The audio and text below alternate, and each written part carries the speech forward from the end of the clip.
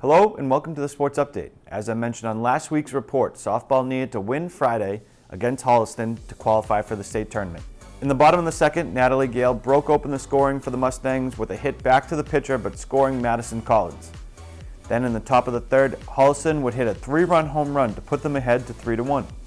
The score would remain that way until the fifth when senior Kaylee Reed would hit one out to center field and an error would allow the run to score for the Mustangs. Then just one inning later, another senior, Shannon Govert, drove in the tying run for the Mustangs with a fielder's choice to shortstop. Just a few batters later, with 2 outs and a girl on third base, sophomore Molly Federico beats out a ground ball to shortstop to drive home the go-ahead run for the Stangs. The girls would get another one in the inning, extending their lead to 5-3. Freshman Pauline Cordani, who pitched a complete game, shut down Holliston in the top half of the seventh, and the Mustangs secured the win and the tournament berth. We spoke to Coach Carol Savino after the game. I thought the kids played excellent. They were all out. What they know is nobody's better than them. They should be all out all the time. Pauline, as a freshman, pitched a nice game, but the kids made their plays. Kaylee did a good job behind the plate. Okay, Sammy is unbelievable at short. All together, an all-out effort, and these kids will never quit. They'll never quit, and that's what I have to love. And 5 seniors are the best of the best. We had some individual athletes competing this past weekend as our track and field stars were out at Westfield State for the D3 state meet.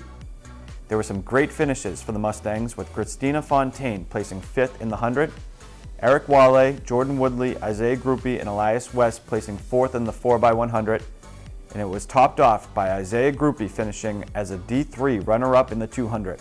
Congrats to all of you on incredible seasons.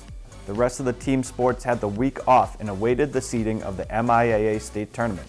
As we record on Friday, some of the sports have been released and some are still waiting to know if they have made tournament or not.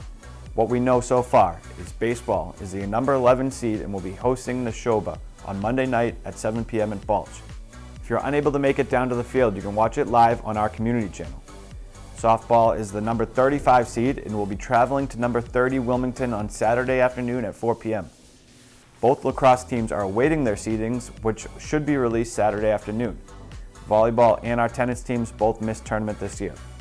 In youth sports news, NCM was down at the Lower Cleveland Field this week for 2 Nord vs. Nord youth softball matchups.